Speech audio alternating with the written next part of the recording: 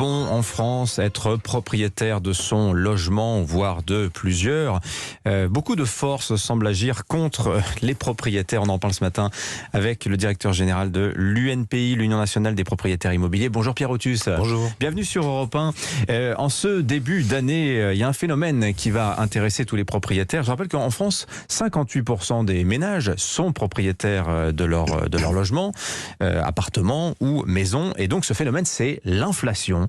L'inflation qui est une mauvaise nouvelle, dites-vous. Enfin, disons que c'est ambivalent, puisque cette inflation, elle a deux conséquences. Elle va rehausser mécaniquement l'indice de référence des loyers, qui sert de référence au calcul des loyers. Ça, c'est bon pour les propriétaires bailleurs. En revanche, ça va avoir une incidence assez forte sur les impôts locaux. Pouvez-vous nous expliquer ce qui se passe, Pierre Otus? Alors tout simplement, la taxe foncière qui est payée par 60%, 58% des Français, qui soient bailleurs ou propriétaires de résidence principale, est réévaluée automatiquement tous les ans. C'est écrit dans le Code général des impôts par un indice qui vient revoir la valeur locative du bien. Donc il y a deux choses dans la taxe foncière, il y a la valeur locative et puis il y a les taux que les élus locaux votent tous les ans.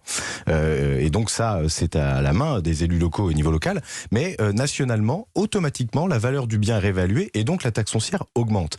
Et pour l'année prochaine, pour 2022. Pour là. 2022, Ouais. Oui, on est déjà en 2022, oui, tout à fait. Bonne année.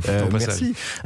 Eh bien, ce taux est très élevé, 3,40, 3,48. 3,4%. Voilà. Et donc, c'est très élevé et c'est plus élevé que l'IRL, l'indice de relèvement des loyers, beaucoup plus élevé, parce que l'indice qui est pris, c'est un peu compliqué, c'est un peu technique, mais c'est l'indice des prix à la construction harmonisé, et il est 2 fois supérieur à ce qu'on va pouvoir augmenter les loyers. Et quand ça veut dire qu'un propriétaire immobilier, notamment s'il est bailleur, s'il loue son appartement, les loyers monteront moins vite que la taxation de cette propriété, Pierre Otus. Oui, et d'ailleurs on l'observe depuis de très nombreuses années. Quand on regarde sur les 5 dernières années, la taxe foncière a augmenté 6 fois plus vite que les loyers.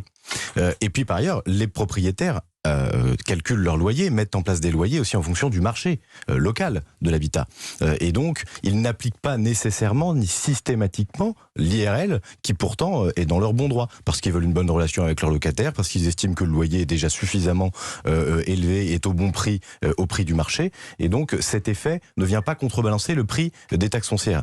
Mais par ailleurs, un propriétaire qui se dit « Ouh là là, ma taxe foncière a terriblement augmenté, il va falloir que je le répercute quelque part, parce que mon modèle d'investissement, un propriétaire bailleur, ça reste un investisseur, eh bien, ne tient plus, je vais augmenter un petit peu le loyer. Donc, l'augmentation des taxes foncières a un effet inflationniste sur un certain nombre de loyers quand le propriétaire peut se le permettre. Et alors, évidemment, il y a toujours le méchant propriétaire qui augmente le loyer du gentil locataire. C'est un petit peu la fable que l'on raconte communément en France. À cela, il y a cette force politique aussi qui met en avant l'idée d'un encadrement des loyers. Qu'est-ce que ça pèse aujourd'hui très concrètement, Pierre Otus? Parce qu'on voit que de nombreuses villes commencent à s'y mettre à la suite de la ville de Paris. Il y a un certain nombre de villes qui se sont inscrites, qui ont demandé au ministère du Logement de pouvoir encadrer les loyers. Le gouvernement semble vouloir revenir d'ailleurs sur la possibilité de redemander à nouveau, donc d'étendre la possibilité d'encadrer les loyers, ce qui nous inquiète très fortement. Mais qu'est-ce que vous dites à l'UNPI de l'encadrement des loyers? Déjà, on attaque toutes les mesures au tribunal, parce qu'on considère que l'encadrement des loyers est une atteinte violente au droit de propriété, qui est un droit constitutionnel. C'est quand même pas rien, c'est le droit le plus élevé dans notre pays.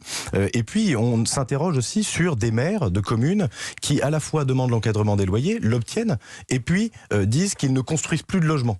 Donc ça veut dire qu'ils vont mettre moins d'offres de logements, moins de logements sur le marché, et par ailleurs ils veulent contraindre le stock existant de logements en encadrant, donc en fixant administrativement le loyer au détriment des propriétaires, et donc on vient déséquilibrer terriblement un marché qui doit être plutôt dynamique pour pouvoir subvenir aux demandes des gens qui viennent habiter. Alors là, les propriétaires, évidemment, dans le cadre de l'encadrement, sont perdants, mais globalement, ce sont tous les Français qui se retrouvent pénalisés par cette politique qui dit « ne construisons pas parce qu'on va se faire embêter par nos administrés qui vont nous reprocher les ouvertures de chantier à tour de bras » et les propriétaires dont le rendement de leur investissement tend à se réduire année après année. Bien sûr, et il faut d'abord remercier les propriétaires, parce que les propriétaires, quand on dit qu'il y a 1 200 000 transactions par an, donc 20% de plus par rapport à l'année dernière, eh bien c'est 20% de plus de droits droits de mutation qui rentrent dans les caisses des collectivités locales.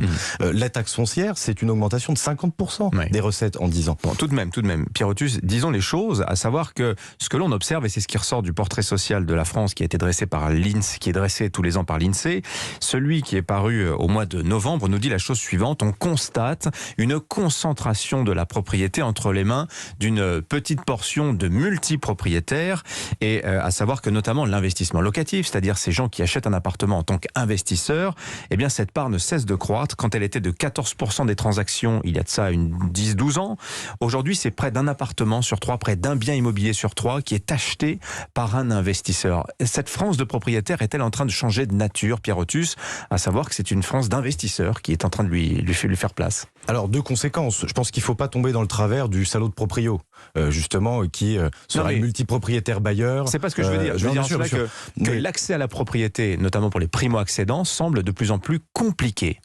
C'est ça, cette idée-là. Ça semble plus compliqué, mais pour une raison très simple. C'est que s'il y a une plus petite part de gens qui sont capables d'investir dans leur logement personnel, dans lequel ils habitent, c'est aussi parce qu'il y a des contraintes fiscales qui pèsent sur eux et des contraintes réglementaires. Quand vous achetez dans une copropriété et que vous savez qu'il va falloir faire un certain nombre de travaux de manière obligatoire et que vous êtes propriétaire, c'est vous qui payez. Quand la taxe foncière explose, c'est vous qui payez. Quand les droits de mutation explosent aussi, c'est vous qui payez en tant que propriétaire. Et donc, ce phénomène de concentration, il peut être la conséquence d'une forte contrainte fiscale. Quand vous avez la taxe foncière à payer, c'est 2 mois d'échéance de prêt. En moyenne, un peu plus de 2 mois d'échéance de prêt supplémentaire. Donc c'est un 13e, un 14e mois que vous devez aligner pour pouvoir acheter votre résidence principale. Et puis, la multipropriété, c'est pas forcément une mauvaise chose.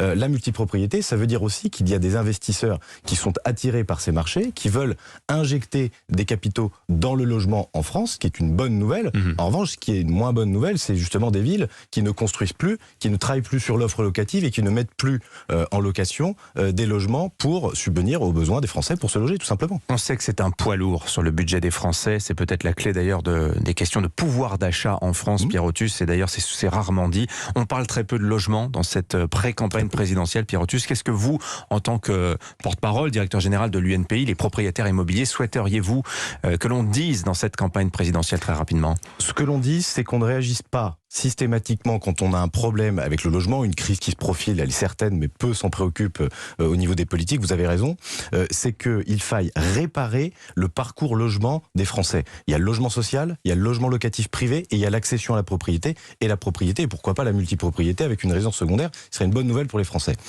Ça n'est pas travaillé. La réaction pavlovienne de nos dirigeants, c'est de dire on va faire plus de logements sociaux, on va plus encadrer et puis on va plus taxer. Et ça, c'est tout l'inverse de ce qu'il faut faire pour justement que le parcours logement des Français soit fluidifié et que chacun trouve sa place dans le bon logement au bon moment de sa vie. Merci Pierre Othus, directeur général de l'UNPI, invité éco d'Europe Matin. Bonne journée à vous, bon week-end.